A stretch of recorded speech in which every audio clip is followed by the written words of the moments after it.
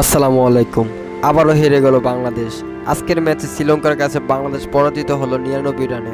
৩ ম্যাচে সিরিজ শেষ, শ্রীলঙ্কা জয়ী ২-১ ব্যবধানে। কিন্তু কিভাবে হলো এই ভরাডুবি? আসুন খেলার প্রতিটি পর্যায়ে গিয়ে বিশ্লেষণ করি। টস জিতে ব্যাট করার সিদ্ধান্ত নেয় শ্রীলঙ্কা। শুরুটা ধীরগতির হলেও একের পর এক বাউন্ডারিতে রান বাড়াতে থাকে কুশাল মেন্ডিস আজ খেললেন অধিনায়কোচিত ইনিংস। ১২৪ রান, ১৮টি চার, পাশে আশালঙ্কা করলেন ৫৮ রান। শেষ ১০ ওভারে শ্রীলঙ্কা তোলে ৮৭ রান। বাংলাদেশের বোলাররা হতবাক।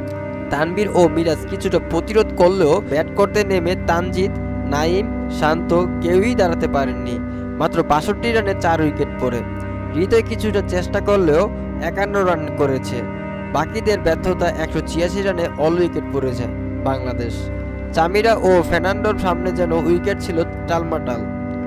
ম্যাচের টার্নিং পয়েন্টে ম্যাচের মোড় ঘোরা মুহূর্ত ছিল ২৭তম ওভারে মেন্ডিসের ছক্কা। তারপরের ওভারে ফের্নান্ডোর টানা ২ উইকেট।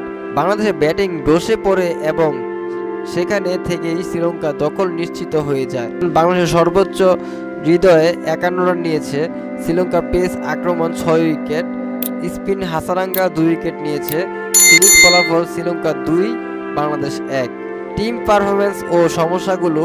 বাংলাদেশ সমস্যা টপ অর্ডার ব্যর্থতা, মিডল অর্ডারে হালকা মনোভাব, স্পিনে উইকেট তুলে না নিতে পারা, কোচ ও ম্যানেজমেন্টের সামনে বড় প্রশ্ন এই তরুণ স্কোয়াডে কিভাবে ম্যাচ ধরে রাখা যায়। ভবিষ্যতের দিক। ১০ই জুলাই থেকে শুরু হবে টি-২০ সিরিজ। বাংলাদেশ দলে পরিবর্তন আসতে পারে, ফিরতে পারে লিটন ও তাসকিন। এবার চোখ টি-২০তে। বাংলাদেশ কি ঘুরে দাঁড়াবে? আপনাদের কাছে প্রশ্ন রইল, আপনারা কমেন্টে জানাবেন। দর্শক, সিরিজ শেষ, শ্রীলঙ্কা হাসছে আর বাংলাদেশ কাঁদছে।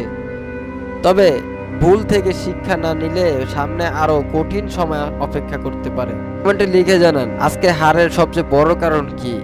ভালো লাগলে লাইক, কমেন্ট, শেয়ার করুন। আমাদের চ্যানেলটি সাবস্ক্রাইব করে পাশে থাকুন। সে পর্যন্ত ভালো থাকুন। আসসালামু আলাইকুম। আল্লাহ হাফিজ।